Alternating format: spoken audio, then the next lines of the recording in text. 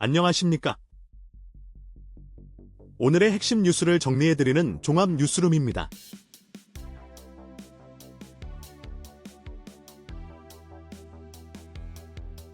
오늘은 불법 정치자금 수수와 돈봉투 살포 혐의로 대한민국 정치권에 큰 파장을 일으켰던 사건의 최신 소식을 전해드립니다. 불법 정치자금 수수와 더불어민주당 전당대회 돈봉투 살포 혐의로 기소된 소나무당 송영길 대표의 보좌관 출신 박용수 씨가 항소심에서도 징역 1년 2개월을 선고받았습니다. 이는 정치자금의 투명성과 공정성이라는 민주주의의 기본 원칙을 훼손하는 행위에 대해 사법부가 단호한 입장을 견지하고 있음을 보여줍니다. 법치주의의 확립은 어떠한 특권도 용납하지 않는다는 명확한 메시지를 전달합니다.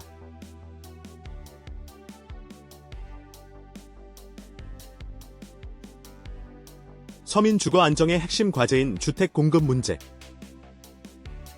이번에도 정치적 이념, 논쟁의 벽을 넘지 못할지 우려의 목소리가 나오고 있습니다. 안철수 국민의힘 의원은 정부가 전날 발표한 서울 도심 6만호 중심 공급 대책에 대해 도심 6만호 공급 대책의 성패는 더불어민주당 의원들에게 달려있다. 그들의 이중성이 최대 걸림돌이다라며 정청래, 우원식, 김성환 의원에게 찬성 여부를 물었습니다. 주거 안정은 국민의 기본적인 자유와 삶의 질에 직결되는 문제입니다. 자유시장 원리에 기반한 주택 공급 확대는 시장의 왜곡을 최소화하고 서민의 내 집 마련 기회를 넓히는 중요한 정책입니다. 정쟁을 넘어 국민의 주거 안정을 위한 실용적인 정책에 여야가 협력하는 공정한 자세가 요구됩니다.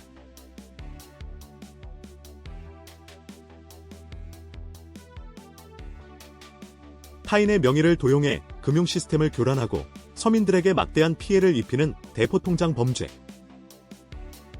그 사법적 단죄가 계속되고 있다는 소식입니다. 대포통장을 모아 범죄 조직에 넘긴 30대 A씨가 1심에서 징역 10개월을 선고받았습니다.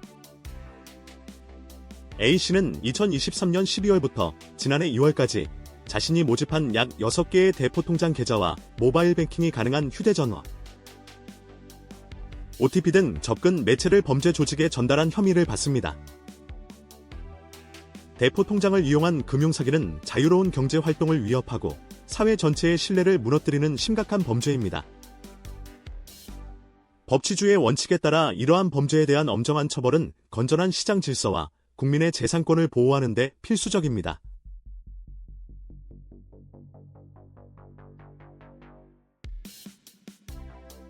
도널드 트럼프 미국 대통령이 연방준비제도,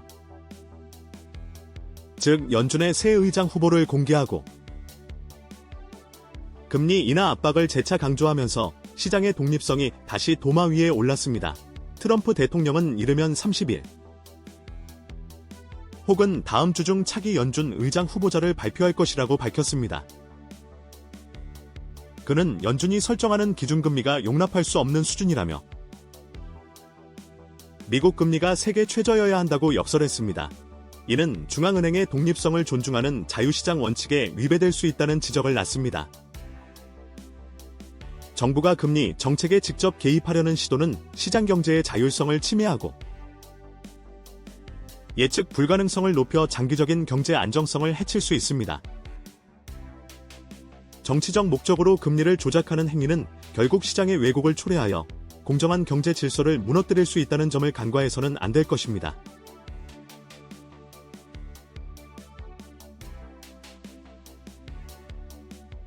사법 시스템의 공정성과 법치주의 원칙에 대한 국민의 신뢰는 흔들려서는 안 됩니다. 국민의힘 송원석 원내대표가 민중기 특별검사팀의 불법 수사 의혹을 규명해야 한다고 촉구하며 필요시 별도 특검까지 주장했습니다. 송원석 원내대표는 민중기 특검팀에 대해 과잉금지 원칙 적용의 이중잣대와 양평군 공무원을 대상으로 한 위법한 공문서 확보 등을 지적하며 법치의 근간을 훼손할 수 있는 심각한 문제라고 목소리를 높였습니다. 보수적 가치에서 법치는 모든 국가기관과 국민에게 동등하게 적용되는 공정성의 상징입니다.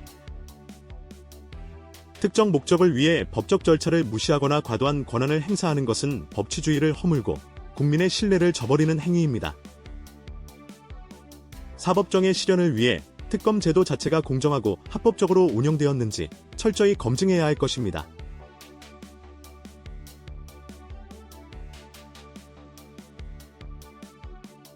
학교 교육의 정치적 중립성은 우리 사회의 미래 세대를 위한 핵심 가치입니다. 국민의힘이 초중고교를 대상으로 한 교육부의 선거교육 및 헌법교육계획에 대해 교실의 정치화를 우려하며 문제를 제기했습니다.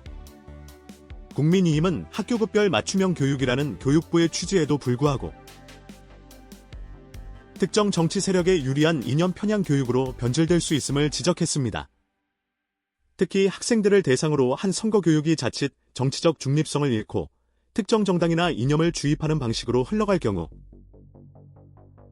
미래 세대의 비판적 사고력 함양을 저해하고 공정해야 할 교육 현장을 정치 투쟁의 장으로 만들 수 있다는 보수적 가치의 목소리입니다.